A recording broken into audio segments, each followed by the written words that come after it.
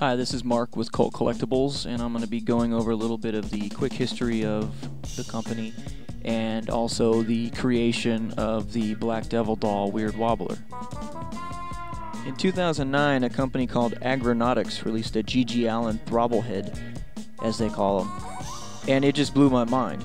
And I immediately thought, how cool would it be to do exploitation film and European cult film related bobbleheads?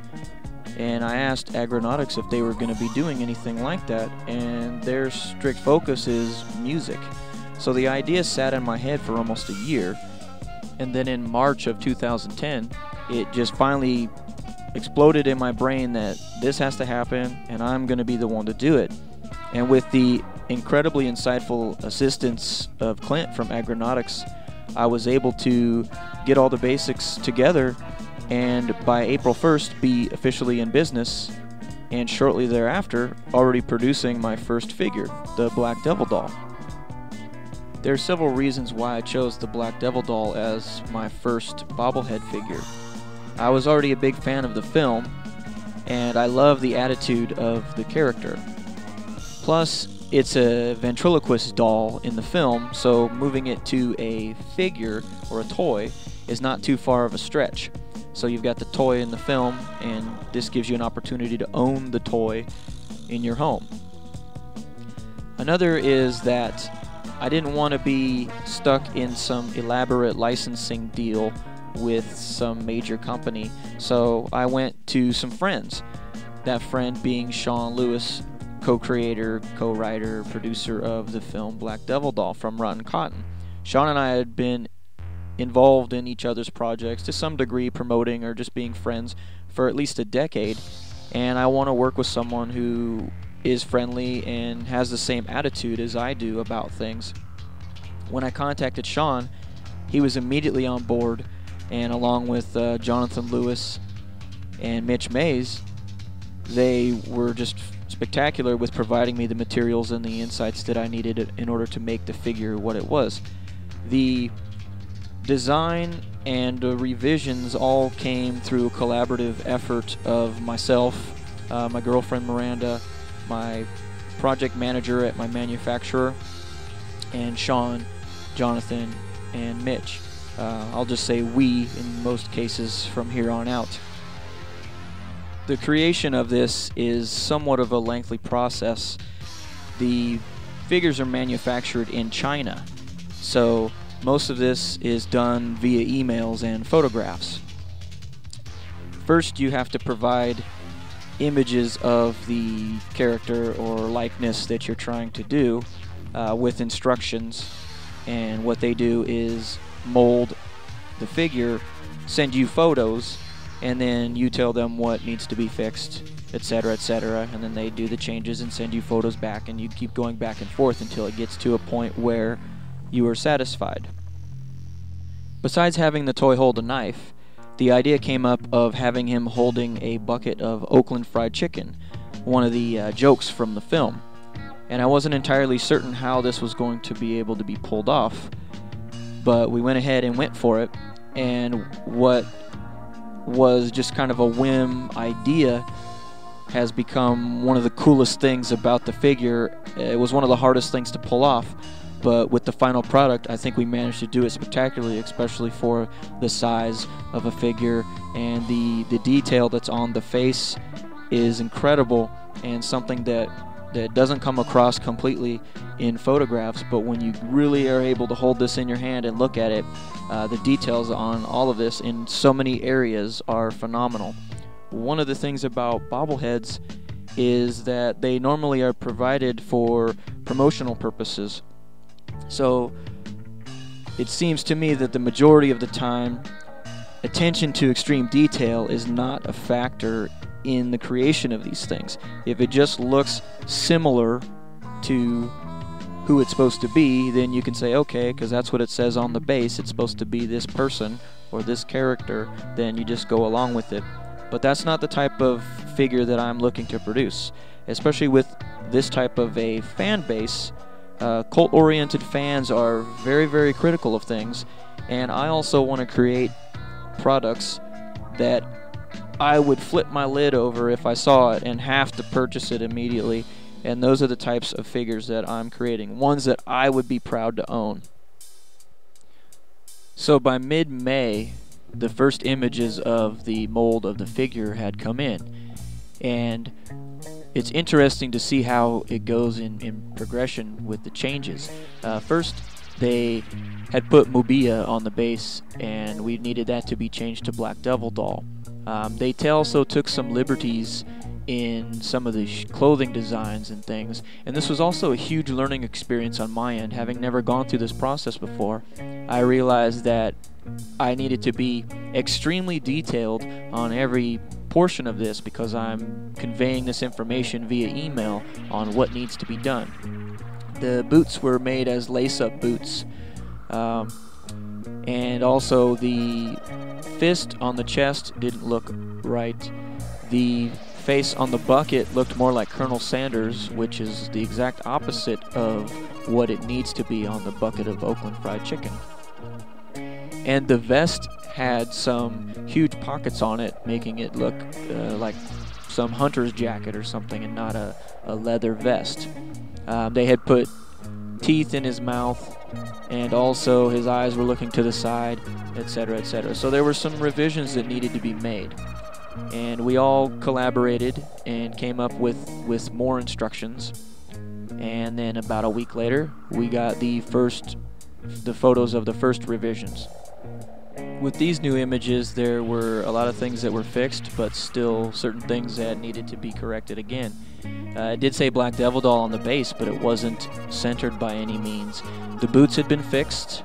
The jacket still had the pockets. The fist on the shirt looked much, much better. And also the eyes were facing forward. One of the biggest changes on this was that the face on the bucket of Oakland fried chicken was a major improvement and looked more like a black man and not Colonel Sanders. And also the addition of the lines on the sides of the mouth to make it appear as a ventriloquist doll. The teeth in the mouth were fixed, and a couple small but necessary changes were made, like spreading the legs out further to enable it to balance better on the base, and also bringing the arm with the knife down to help stop any potential breakage. The photos from the second set of revisions really show it starting to take its form. The eyebrows were fixed. They had been bushy in the previous molds, and these were removed to just be outlines and to be painted on, similar to the actual doll. Another thing that's a very subtle thing is the points of the brow are brought in closer together near the eyes to help give it a more mischievous look instead of a happier face that it originally had. The vest this time was fixed and looked a great deal better, and the words across the base were still not quite straight, and for some reason the knife arm had moved itself back up, so we had to have them fix that again. And with it being so close to being completed, the only things that were changed for the third round of revisions were bringing the arm back down as needed and centering the Black Devil Doll logo across the base. At this point, they bake it and then make molds out of that, and then the painting process of the original mold takes place. This is really one of the fun and exciting parts of the process because you're now able to see a painted figure, which gives you a really good idea of what the finished product is potentially going to look like. It's looking really solid here, but there's still going to be some changes that need to be made.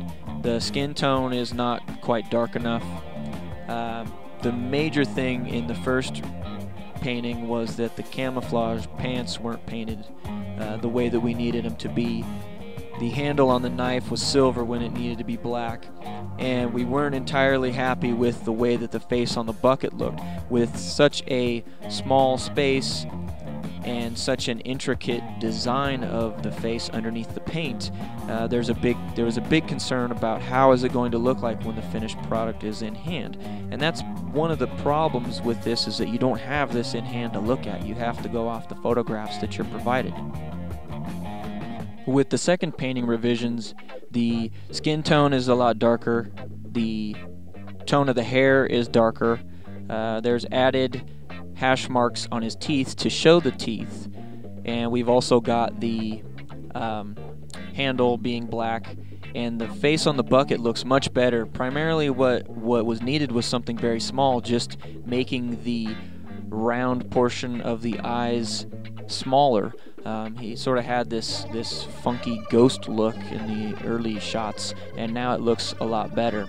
The pants still weren't correct, so what we had to do was go through one more round of revisions to get the pants color right, and this time I basically provided them with the picture where I colored in every section the color that I wanted it to be, and when I got it back, they gave me exactly what I had painted. So that was a huge learning process right there. If I just go, paint in these spots this color, they were immediately able to do exactly what I wanted.